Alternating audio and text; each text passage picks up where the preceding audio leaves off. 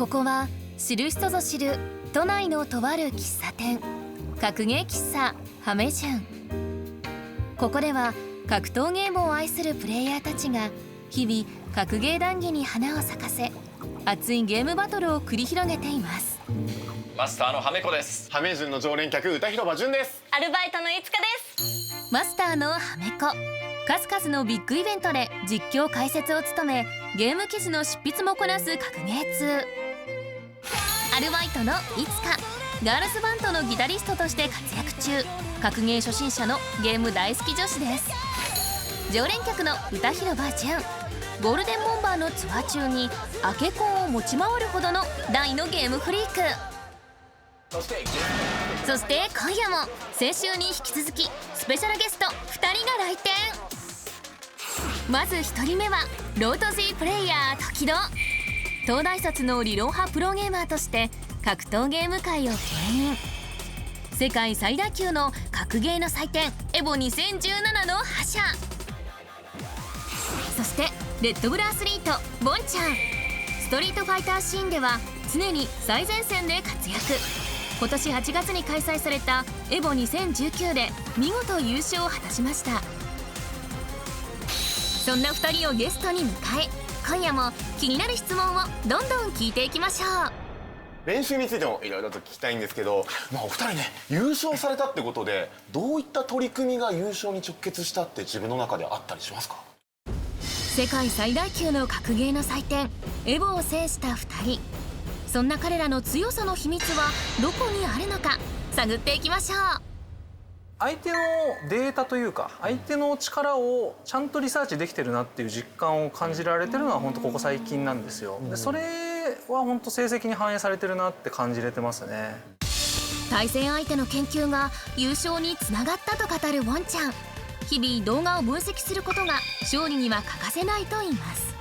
自分の悪いところっていうのは動画見返しても分かるところだし、すぐ直そうと思えるんですけど、相手の情報っていうのは本当に何回も見てないとなかなか入ってこないものなので、だから結構やってないプレイヤー多いんですよ。だからこそ僕はそこはしっかりやろうかなってことで人よりは動画見てますね。自分がボコボコに負けた試合とか見るの辛くないですか？そっちの方がいいんですよ。ボコボコにされてる方が原因がすごい詰まってるわけじゃないですか。そういうこと、自分の動画をちゃんと受け入れて、嫌ですよ、これ本当に嫌なんです、でしかもそれを分析して、あ、ここで負けちゃったんだなとか、こういうミスしなければ勝てるなっていうのは割と分かりやすく。理由が勝ってる試合って情報ないんですよ。はあ、そうか、そうですよね。純君もじゃあ日本カワウソにボコボコにされた試合見ないと。やめて、新庄君の話はやめて。新庄君強かったんだよ。そんなボコボコにされたんですか？そうなの。新庄君っていうもうね、ご当地キャラがいて、で緩いと思ったら全然緩くなくてガチだったの。ガチガチにガチガチでしたね。ガチガチだったの。でもね、ここだけの話なんだけど、新庄君俺と戦った時とその後高知県に帰った時の身長が違った。なるほど。具体的な話も教えてください。なんか例えばお二人がやってる地味な練習とか具体的に知りたいです。そういう話だと起き上がりの技を重ねる練習っていうのはストリートファイター5においてはすごい大事な要素だし、だから僕も今毎日練習する課題に入ってます。あんな地味な練習を。地味な練習はしますね。やっぱプロといえどもそういうところが大事なんですね。逆に誰で練習したらやりやすいですか？でもそれこそ剣とかは見やすい。剣見やすいの？もうちょっと弱いじゃん、俺の使ってるキャラクター。そしてこの後夢の対決、時戸とボンちゃんがガチバトル。エボ2017チャンピオン時戸、そしてエボ2019チャンピオンボンちゃん。俺ね、真っ向勝負できなかったんですよ。っていうのは本当に真っ向勝負するんだったら俺はゲームに全振りして、人生をかけて取り組む価値があるって思わせてくれたのは時戸だから。世界を舞台に活躍するトッププロゲーマー2人のスペシャル対談が実現。ボンちゃんと初めて出会ったのはゲームセンターでしたよね。もうはっきり覚えてて、当時シャツ着てゲームセンターに来る人って全然いなかったんですよ。そうだよね、いなかったわ周りに。でまさにあなたがシャツ着て俺梅さんの知り合いなんだよって言われて梅原さんっていうすごい、第一人者が、プロゲームの第一人者がいらっしゃるんですけど、梅原さんがまたなんか先輩連れてきたなっていうふうに俺思ったんですシャツ着て昔の、僕よりどんだけ年上なの？そう僕より年下だけども、で当時俺22とか3で、そうだね、30オーバーの人やってんなっていう印象。それね俺も覚えてるわ。当時俺21とかだったけどやっぱ老けてたんだろうね。いやそうだよオーラすごかったんだろうね。初対面の印象で言うと俺はだからそれこそ梅原さんと同じ場所でね働いてたから、その時にね職場の友人宅に集まってみんなでそれこそ陶撃を大会の動画があるんですけど、それの動画を見ようって言った回があって、その時の決勝で戦ってたのが時戸対梅原だった。で結果我らが梅原が負けて「おいなんだこの時戸ってやつは」ってなったのが本当にそれを初めて知ったの。強えのかってな。そう梅さん本当にこの時戸ってのは強いのっつったら「あ時戸強いよ」って言って「あじゃあしょうがないね」っつってなってた記憶ありますね。はい、もう今は結構普段から練習もしますし、こっちはどう思ってるか知りませんけど親しい仲なのかなとそこは大丈夫。僕も一緒それは思ってますんで。はい、すごいことを成し遂げたっていう感覚はもちろんあるんですけど、時戸はエボリューション以外の大会もやっぱちゃんと勝ってたんですよ今まで。で僕は今年ようやく今のゲームですごい勝てるようになったんですね。今乗ってる人は多分ボンちゃんって答える人はすごい多いんですけど、全体のことを考えるとやっぱ時戸の方が王者感っていうのはすごいあると思うから、まだまだだなっていう感覚ですかね。そのエボを勝てたのは本当ついてたなっていうくらいの感覚なんで。今の言葉の裏には勝ってるってことで言えばこれ本音ですここだけ本音だと思っていただいて俺の方が強いけどね勝ってるのは時戸だけどねっていうのがここら辺ぐらいまでね親しくなると出てるなって思いました。まあなくはないなくはないなんかねお互い本当にストリートファイター真面目にやってるし自分がちゃんと取り組んでるんだぞっていう意地はお互い本当に持ってるプレイヤーなんで、そういうやっぱこいつには負けんぞっていうのはどっかであるんでしょうね。俺ももちろんありますし、今だけ勝っといて、もう今後は勝たさんぞっていうふうには思ってますし、だからやっぱいいライバルだなと思いますよね。負けん気の強さは、ね、負けん気の強さは本当にあるね。絶対そう必要だから、やっぱ我々競技者なんでどれだけ負けてようが勝ってようがその気持ちの部分だけじゃね折れちゃいけない部分だと思うから、そこはやっぱお互い強く持ってるのはすごいいい関係かなとは思うよね。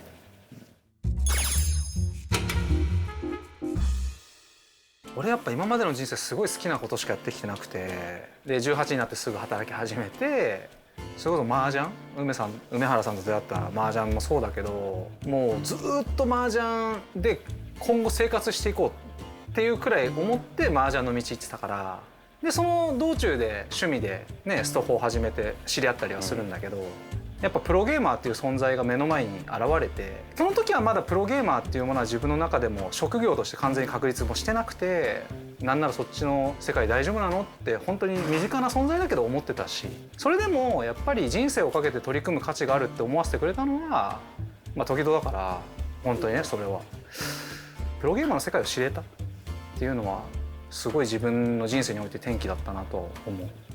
あれよね、もっと遡ればあんまりいい目で見られなかったから、ゲームイコール不真面目みたいなやっぱ印象、今でもそのカルチャー的なものは残ってるよね。ゲームやってるっていうだけであいつはダメだからとかっていう風にレッテルを貼られてしまうのが納得はいかなかったよね。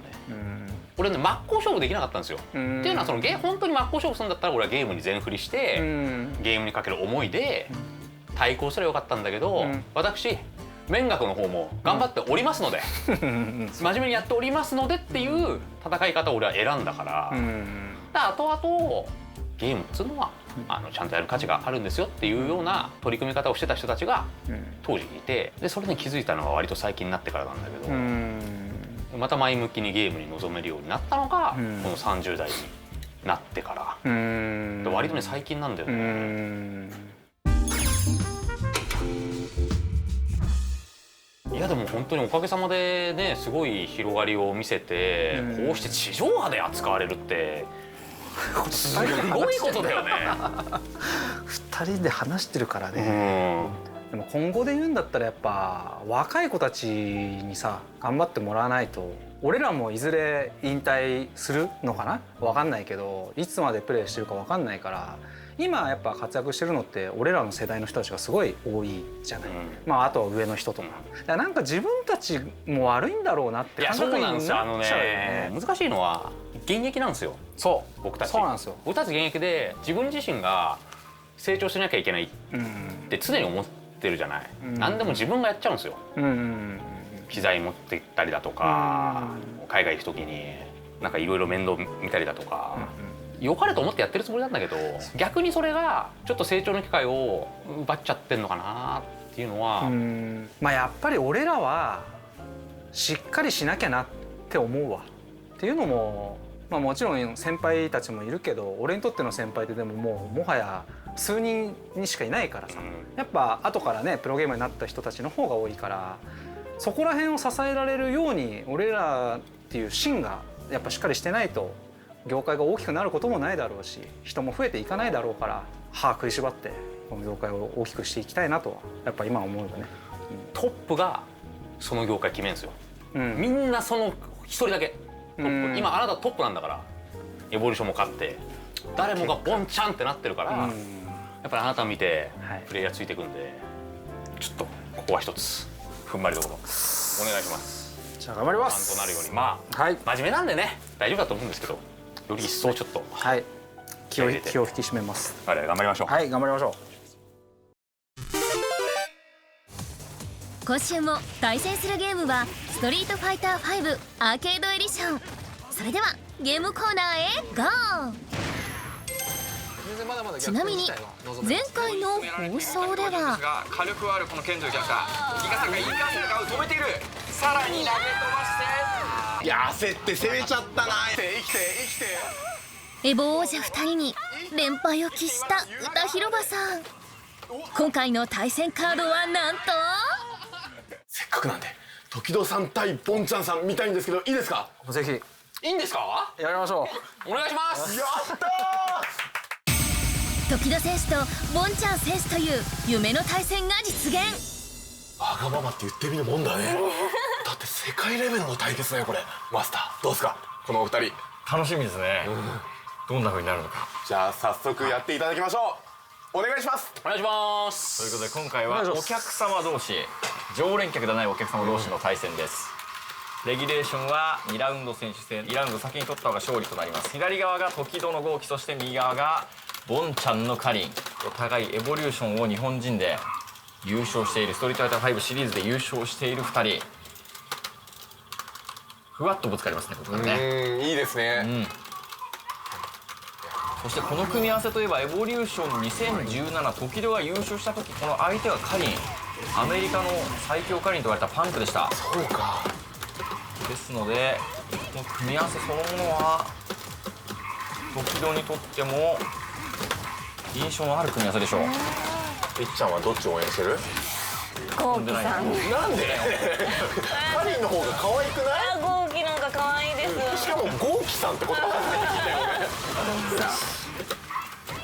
序盤は時戸が優勢でしたが、一気に入れ替えてボンちゃんが今度は時戸を画面足へと追い詰めていきます。ゲージもしっかり溜めつつ一気にボンちゃんのチャンス。ゲージがあるぞ。使い切ってこのスタンですね、大量ゲージの下にあるこのゲージを溜めると相手がスタンして一定時間無防備になるので、そこに連続技を決めて。あ、かわいそう。前半時戸選手が優勢だったものの、終盤でボンちゃん選手の怒涛の攻撃がヒット。続いて第2ラウンド、時戸選手反撃なるか。まずラウンドを先取したのはボンちゃん。やはり今勢いに乗っているでしょうか。ただこの画面の下の方にですね、青いゲージがありまして、これを使うとね強力な技が出せるんだよ。で時々にはたくさんゲージがありますね。これを使っていきます。そしてボンちゃんを画面足へと追い詰めました。2つのゲージを使って、これがいわゆる2ゲージコンボ。って大きなダメージを与えていきます。ボンちゃんも V トリガーを発動して時間を稼ぎましたね。今スタンゲージが溜まってるんでボンちゃんは時間を稼ぎたい。波動拳を抜けていきましたね。見事。時がうまく守っています。ボンちゃんに内側に入られないように技を打っていくんですけれども、ここでボンちゃんがついに時々画面足を追い詰めましたが、ここで V トリガー発動。すごい連続技が決まって倒しきっていきました。やっぱねゲームは1対1になんなきゃね。時戸選手の連続技が炸裂し、1対1のイーブンに。一進一退の攻防が続きます。いよいよ最終ラウンド。エボ王者対決の勝者はどっちだ？画面の下のゲージで言うと若干ボンちゃんの方が多いですかね。ですが3ラウンド目まず序盤戦、時戸がボンちゃんを画面足と追い詰める。うまいぞこの反撃。反撃難しいんだよね。非常に難しいんですが、豪気であれば最速で弱小龍拳を打てば反撃になります。これを使っていきました時戸。やはりこのやり込み見事なものです。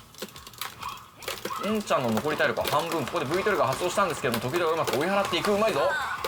しゃがみ中キックから連続技を決めて返していく。うまい。これはスタンまでいくか。スタンまで持ち込んだ。2ゲージある。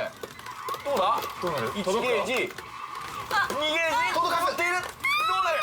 入れた。勝ったらボンちゃん。これはスタンまでいくか。序盤の劣勢にも冷静にチャンスを伺い、後半に逆転の粘り勝ち。素晴らしい試合でした。最後ねうまいことやってきたんですよこの人。僕はバックジャンプでピンチだったんで逃げようとしたところにそこだけ見てて、EX セッポからの転向でフィオリまでっていうのは動画研究してんなって思いましたね。甘えたプレーは許さないので、ちょっとそのね甘えたプレーを咎められたので、すごい納得のいく勝利でしたね。トップクラスをまさかこの格ゲー喫茶ハメ順で見れると思わなかったから、この戦いを。それでは時戸さん、ボンちゃんさんありがとうございました。ありがとうございました。初心者いつかが格ゲーにチャレンジ。格ゲーレッスン。どうもいつかです。はめこでございます。はい、今日もよろしくお願いします。よろしくお願いします。はい。早速前回ははめこ先生と秋葉原でアーケードコントローラーをゲット。さて今回はタイプにします。かなりガチンコな仕様のですそうね、なんですよコントローラー完成しました。せっかくできたわけで、早速ゲームの方をですねしっかりやっていってもらいたいというふうに思ってます。今週はやり込みゲームを決めるべくいろいろなタイトルをプレイしていきます。そして新たな先生も登場。その先生とはじゃあお願いします。ドグラー。どうぞ関西を拠点に活動するプロゲーマードグラ先生。多くのタイトルで活躍するマルチゲーマーです。格闘ゲームをやるということでどれがいつかちゃんに向いてるかっていうのをしっかりマルチゲーマーならではの分析の仕方をしていけたらなと思ってますんで、ありがとうございます。よろしくお願いします。よろしくお願いします。よろしくお願いします。ドグラ先生、はめこ先生の2人に教わりながら早速プレイ開始。まずはソウルキャリバー6から。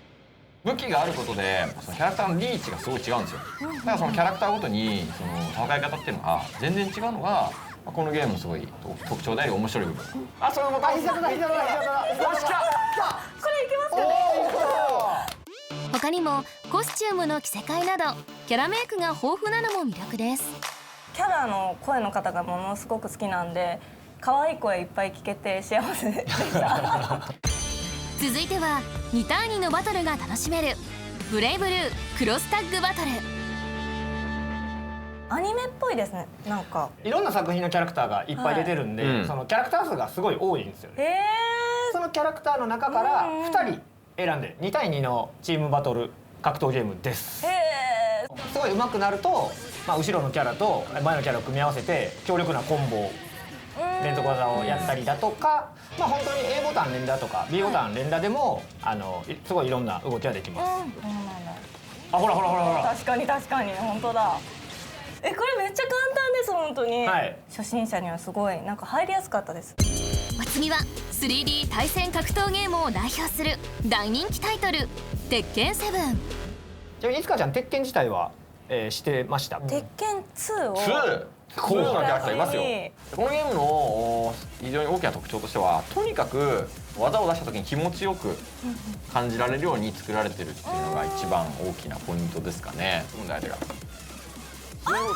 これがね鉄拳のいいところで、この鉄拳っていうのはその技がですね速いんですよ、すごく。だから見てからガラスの無理です。だから相手の技が届かない距離にいるのが安全になります。だからこういうふうにお互いに距離を取り合って、その相手の技の空振りを待っている。だから自分の技だけ当たって相手の技をすかすっていうのが理想のベストですね。やっぱグラフィックすごい綺麗だなと思ってて、動きもすごいヌルヌルしてるし可愛いです。可愛い。最後はストリートファイター5アーケードエディションをプレイ。私的にでも好きなキャラがいて、あ、いるんですね。はい、ザンギエフが大好きなんです。ザンギエフ可愛い。可愛いんです。いつか推しのザンギエフ、大きい体で相手に近づかないと攻撃できないのが可愛いんだとか。早速技の出し方を教えてもらいます。するとお、できる、うまい。マジかよ。教えてもらった技を次々と繰り出すいつか。もしや才能ありなのか。うまい。これクリティカルアートも出るんじゃないか。2回転ですよ。1回じゃない。2回ぐるぐる。お、出た。なんと最大最強の必殺技クリティカルアーツまで発動。いつかちゃん、アマゾンでストリートファイター5購入してます。すでに買ってるでしょこれ。ちょっと履歴を見せてもらっても。教わったことをおさらいするためにドグラ先生にお相手していただきましょう。緊張しちゃう。お手柔らかにお願いしお願います。しお手柔らかにと言いつつドグラ先生の厳しい洗礼。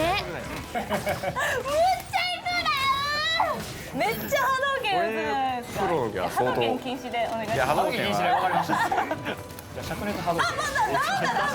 ちなみにそれ関谷豪商あった。関谷豪商。完全にもてあそばれるいつかでしたが、ここからミラクルを起こします。すごい。スッと出ますね。レバー2回転のボタンなんで。もうガチャプレイですねこれは。ガチャプレイでも出やすいのがいいところなんですねこれは。いいですよ。フルパルドライバー。練習の甲斐あって前線するいつか。さすがのドグラ先生もほんのちょっとだけ本気に。ガード。ガード。終わってないです。はい。ありがとうございます。ありがとうございます。いや、もうめちゃくちゃ危なかった。途中かなりヒヤッとしてすごい大人げないプレーをしたんですけど申し訳ありませんでしたね。4つのタイトルをプレイしたいつか。果たしてどれを選ぶのか。個人的にはもう原点、格ゲーの原点といえるストリートファイターがすごい楽しくて、愛情を込めてザンギエフにもうキャラクターも決定しました。やり込むゲームはストリートファイター5アーケードエディションに決定。次回は時田先生のワンポイントレッスン。そろそろ閉店のお時間となります。マジか。時田さんいかがでしたか。やっぱボンちゃん強かった。ポンちゃんさんいかがでしたか。そうですね、強いだろうって言ったところで文句言えないんだよな。ということで、今夜の各劇室ハメ順もお客様は時戸さんとボンちゃんさんでした。